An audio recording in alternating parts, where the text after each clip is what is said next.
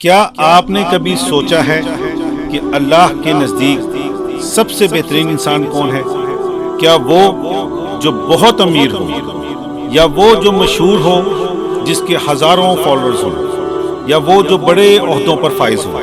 اگر میں آپ سے کہوں کہ آپ بھی ان بہترین لوگوں میں شامل ہو سکتے ہیں تو لیکن کیسے؟ ایسا کون سا عمل ہے جو عام انسان کو اللہ کے نزدیک خاص بنا دیتا ہے؟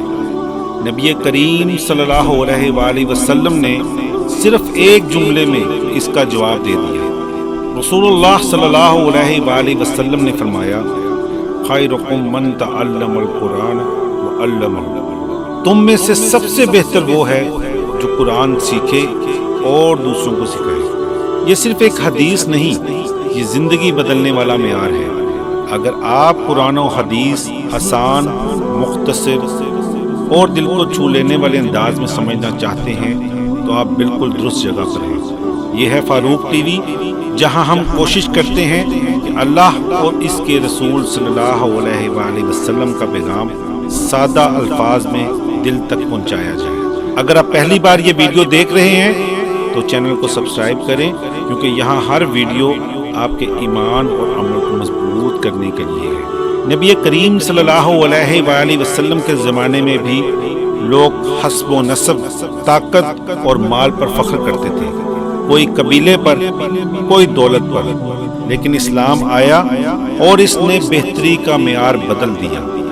آپ صلی اللہ علیہ وآلہ وسلم نے یہ نہیں فرمایا کہ سب سے بہتر وہ ہے جو امیر ہو، بلکہ فرمایا سب سے بہتر وہ ہے جو قرآن سے جڑا ہو۔ ذرا غور کیجئے، حدیث میں دو کام بیان ہوئے ہیں، ایک قرآن سیکھنا، دوسرا قرآن سکھانا۔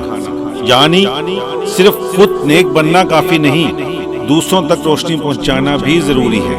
قرآن صرف پڑھنے کی کتاب نہیں، یہ سوچ بدلتا ہے، کردار سنوارتا ہے اور معاشرہ زندہ کرتا ہے۔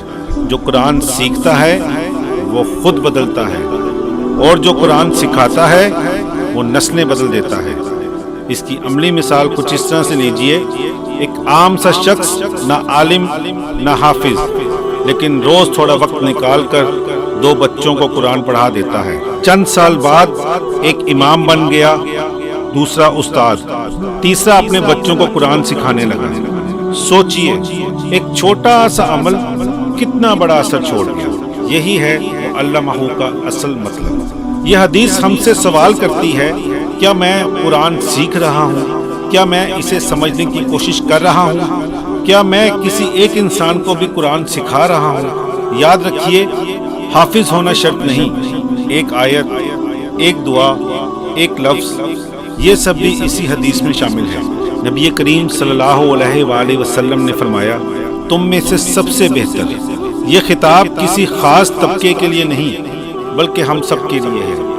آج فیصلہ کیجئے، روز ایک آیت سیکھیں اور ایک آیت آگے پہنچائیں۔ اور اگر آپ ایسے ہی ایمان بڑھانے والے پیغامات چاہتے ہیں تو فاروق ٹی وی کو سبسکرائب کریں، کیونکہ ممکن ہے ایک ویڈیو آپ کی زندگی بدل دے گا۔ ایسی اچھی ویڈیوز کے ساتھ آپ کی خدمت میں پھر حاضر ہوں گے، تب تک کے لیے السلام علیکم۔